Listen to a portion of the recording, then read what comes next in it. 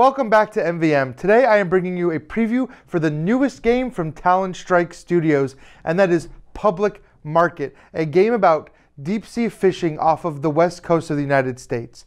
During this game, you're going to be bidding for turn order in order to either fish for pieces that are going to fit in your icebox, or you're going to go to the market and you're going to sell those fish back in attempts to complete contracts and score victory points. Over the course of the game, you are going to be wanting to be the one that completes the most of these contracts and scores the most points at the end of the game. Now you're going to see the game already set up here in front of me, and I've got my player board here and I've got the board already set up.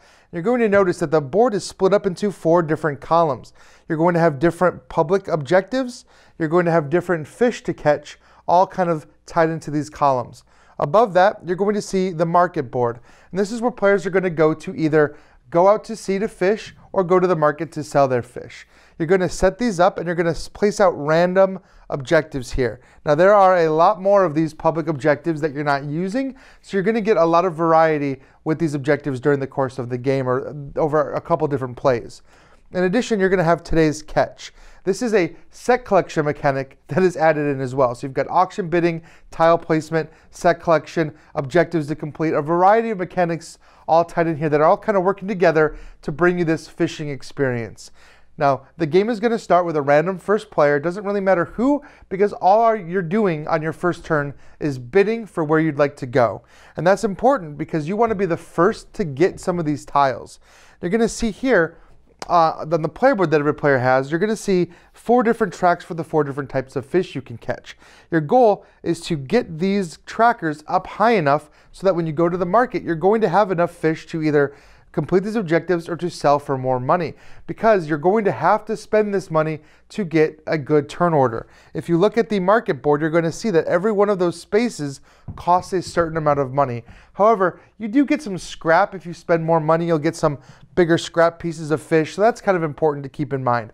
But when you are placing your worker to bid, you're going to get a couple different options. First of all, you can place your worker at any one of these bid zones as long as you pay the cost. It doesn't matter if another player is there or not. You're going to take your meeple and you're going to place your meeple where you want it to go. So if I want to go somewhere where somebody already is, for example, green, I have to pay $2, and then I decide if I want to go in front of or behind the green player. If I go in front of them, I have to pay them an additional coin, so that's actually going to cost me $3.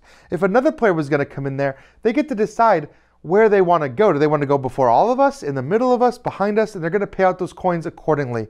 Now the exception is the 0 space. Anyone that comes in there has to go behind you, but any of the spaces that cost money, you can always pay that additional money. Now, once that bidding is done, you're going to take the scrap tile from the different fish you were at. Now, you'll see here there are 4 different scraps for each tile of fish. You can take any scrap that you would earn or lower than that. So blue can actually choose from any of these 3, whereas red has to take one of these blue sardines. So I'm going to take this tile and set it off to the side.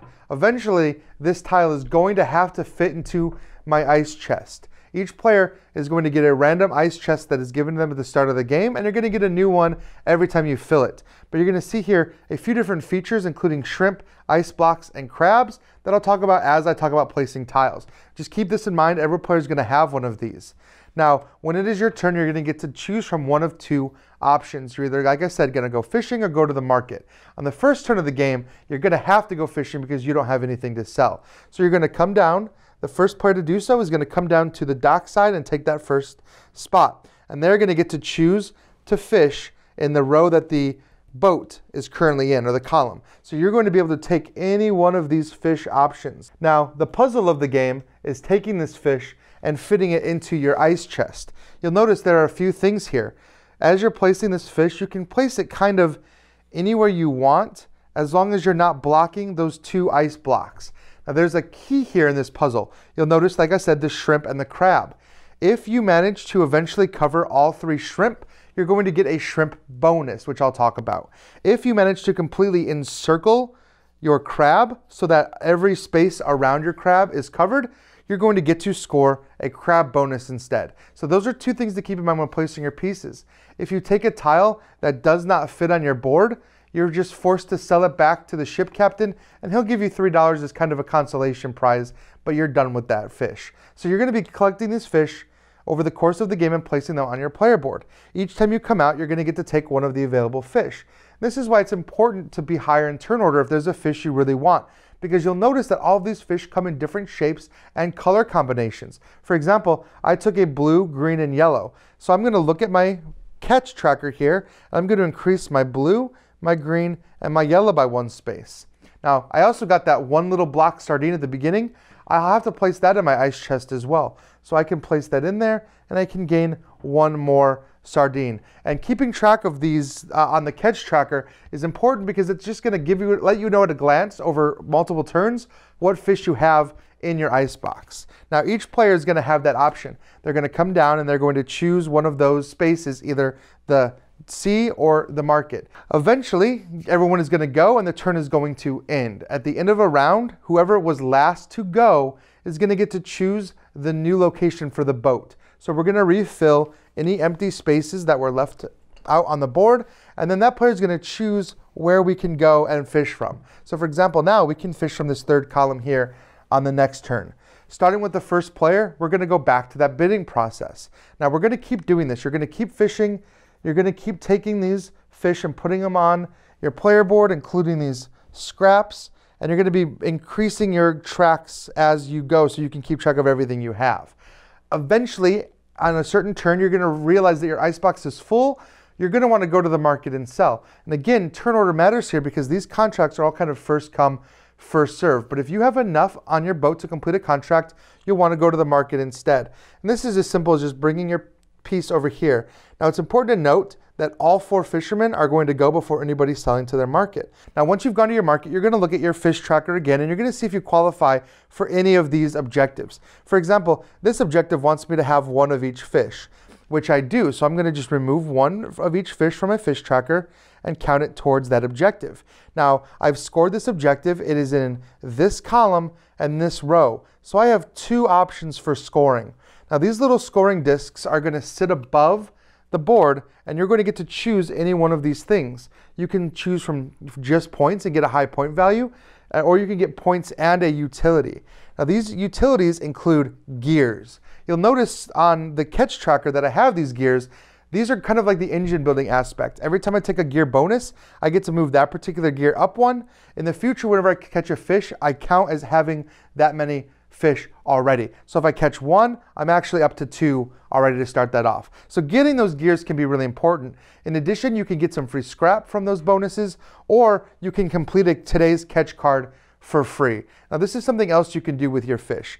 If you want to complete a today's catch instead of or as well as completing one of those public contracts, you can. And the today's catch card is going to show you, like this one needs 1 herring and 1 salmon. So if I had that, I could take my salmon down and my herring down by 1, and I would score this public objective. First of all, it's going to give you a bonus in the corner, usually a gear. So I get to move my salmon gear up by 1, which is really valuable because salmon are one of the rarer of the fish. So in addition, you're going to notice a cannery symbol on the bottom corner. This is kind of a set collection symbol. As I play through the game and complete these today's catch cards, I'm going to want to match up the same symbols. So I'm going to just place this off to the side. Now, in addition, if I manage to, like I said, surround that crab, I'm going to get to take one of my crabs and place it here in my crab bonus on this little cooking board. At the end of the game, if I manage to get all 6 of my crabs there, I'm going to get 12 victory points. So you're going to get a scaling amount of victory points based on how many crabs you've gotten over the course of the game. In addition, like I said, if you had covered all 3 shrimp, when you go to the market, you're going to get to activate a shrimp bonus. So everybody has a cube that's going to start off up here on the shrimp, and you're going to get to choose one of these abilities and put it on the red side so that the green side is showing. That is showing that that particular ability is active. You've got abilities that are going to let you store fish off to the side, give you free scrap, let you fish from any column, not just the one that the boat is currently in, or one that just gives you $5. Now, when you get another shrimp bonus, you have to move your cube to a new location, even if you did not take that ability. So you definitely want to make sure you're using these shrimp abilities when you have them, because you're going to lose them if you don't use them. And again, you can activate a new shrimp bonus every time you go to the market, provided that you have covered all 3 of those fish symbols. Now I talked about what happens when you score the column here, but I didn't talk about what happens with this row. Now that I've talked about those cannery symbols and how they work towards set collection, you're going to see those same symbols represented here on these tokens instead. So if you want, instead of scoring the column scoring here, I could score the row, and I can place it on any one of these symbols, and that counts as me having that symbol at the end of the game. And again, you're going to score points for set collection for having those.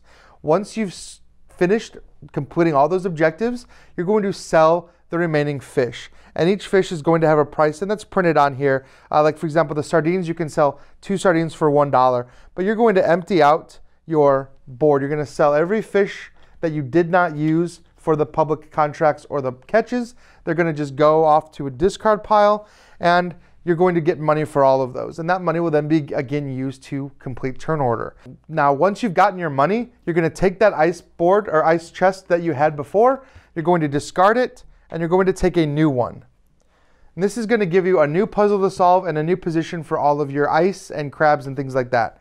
So every time you go to the market, you're going to be fighting over the spaces on these tiles to score. You're also going to be fighting over today's catch cards, because these will not flip back over to the end of the round. So if you get there first, and you can block somebody from certain symbols or certain bonuses. And again, at the end of every round, we're going to replace all the fish that were taken. As we do that, we're going to notice that this bag of fish that we're drawing from starts to deplete. It's going to get to a point where you cannot finish filling all the rows. When that is done and this bag is empty, we're going to trigger the end of the game. If you see here, this black disc is on the 4 for a 4-player game. You're going to get 4 more rounds to finish the game. You're going to be able to still fish or go to the market like normal. But at the end of the game, if you didn't sell your fish, you're just kind of stuck with them. So you want to try to at least get to the market and sell off everything remaining in your boat. Now at the end of the game, you're going to look at all of the points that you've scored for your crab bonuses, for all of your objectives that you've completed up here filled in these columns. And you're going to look at your set bonuses for completing those sets of different cards. You're going to total all of that up, and that's how you're going to determine who wins public market. So this game is coming soon to Kickstarter, so take a look at their Kickstarter page. I'm using a prototype here, so I'm using cardboard chits and things like that for all the pieces, but take a look at their page to see what the final components for everything are going to look like. And as always, please come back here, like, subscribe, leave some comments, ask some questions, and as always, thank you for watching everything we do here at MVM, and I will see you next time.